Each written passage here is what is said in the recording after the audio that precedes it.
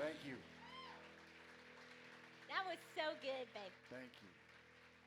I love that song. I'm trying to figure out what I'm doing next. I don't. I should be knowing this, but I'm going back and forth. You got me thinking about Affair of the Heart, that story, but Well, let's ask them. okay. Do you want to hear another Tim McGraw song or a story? Story. Okay, I've never done this ever. This was Chris's idea. Um, it She's was. Gonna, if it doesn't work, it's it like was, I told it you was not to your do that. idea in the car. It was my idea. I mean, like it was Well, wait, your no, idea. no, no. Aimee has a book. It's an amazing book. It was a #1 on Amazon. She's got some of the book here, which you can buy.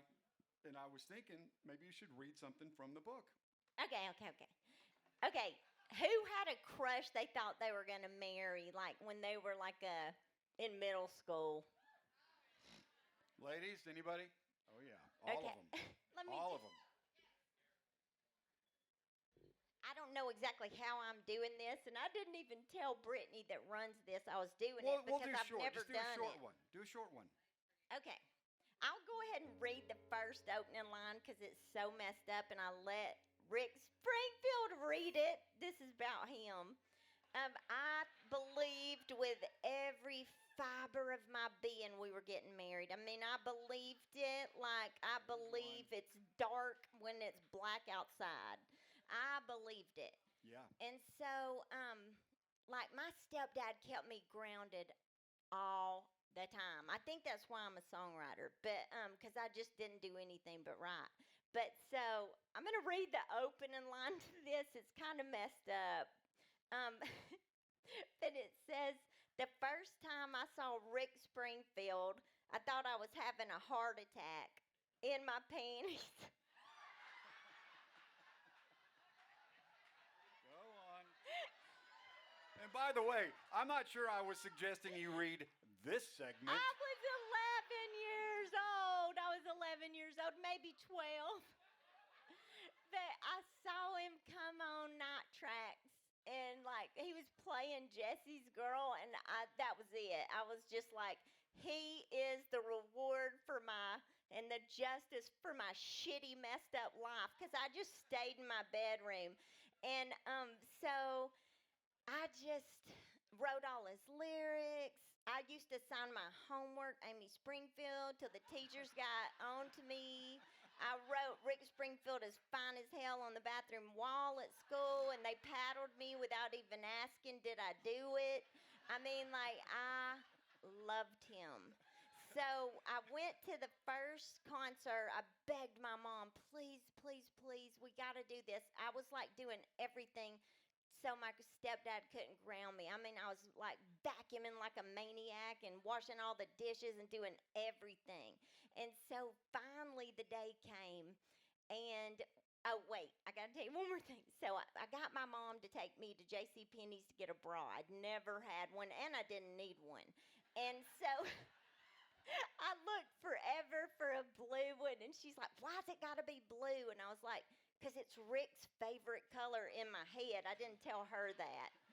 And I'd read that was his favorite color. Meanwhile, I'm 12. Um, and so we go, I get that. Then we go to this concert, and I went with my friend. Well, when I saw our seats, it was like we were in the nosebleed. I was like, devastated like by these seats, my mom's like, we got them right when they went on sale, and I was like, they might as well be in outer space.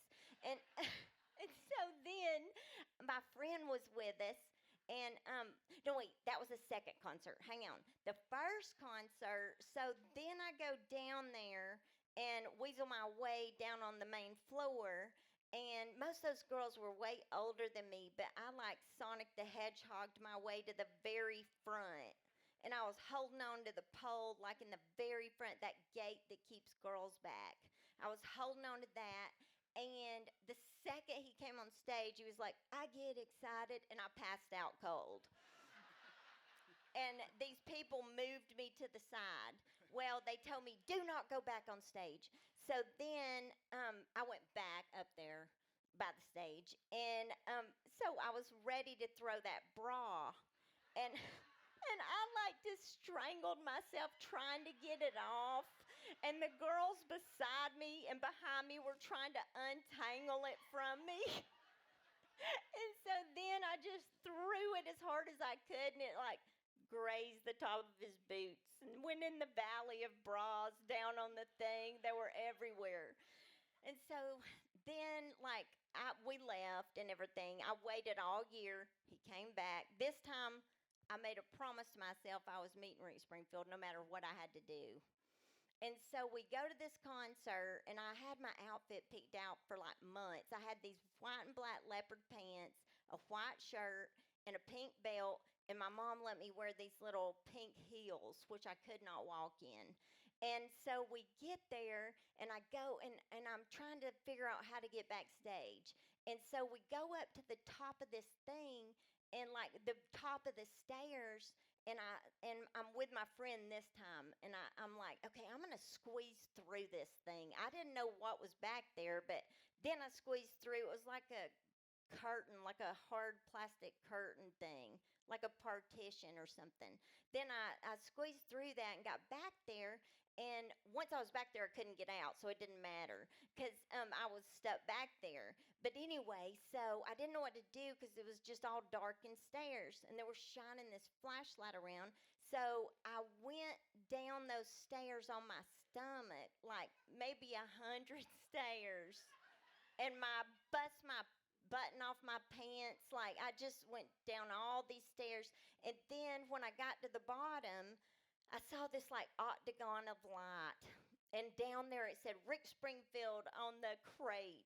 So I jumped, and when I jumped down there, I realized I'm in a parking garage or something. I'm not backstage. And then this guy caught me, and I took off running. I hid under a tour bus, but he got me, threw me out. I missed the whole entire show. I was devastated.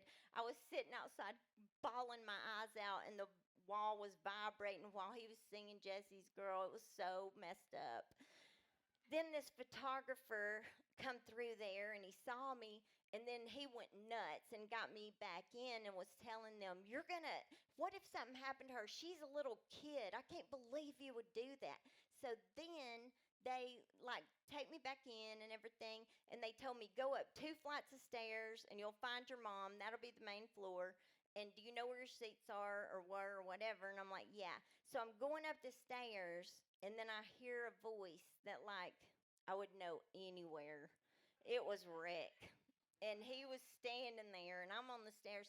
I took off flying and hit him like a panther in heat. Like I just hit him. He didn't even understand what happened. He didn't have a shirt on. He was all sweaty. I slid down his arm because he was too tall to reach his face. And then, like, I started screaming at him, I'm going to marry you. I know you don't believe me. I know you think I'm a little kid, but we're getting married. And then him and all the people around him were laughing. And then, so I'm standing there. My pants are wide open. My foot was hurt. I had shit all over that white shirt, like chewing gum and hair and just stuff off that floor. And he's like just looking at me like, he started laughing. And I was getting more and more upset with him laughing. I was like, I am serious, and stomped my foot. Well, then I found my mom. She slapped me in the face. She was so flipped out, like that I disappeared. But I was hysterical, like, I just met Rick Springfield. Feel my shirt, it's wet, because that's his sweat. Oh, wait, I left the best part of that piece with him out. When I got all that sweat, like when I slid down his arm, kind of, I licked it off my arm.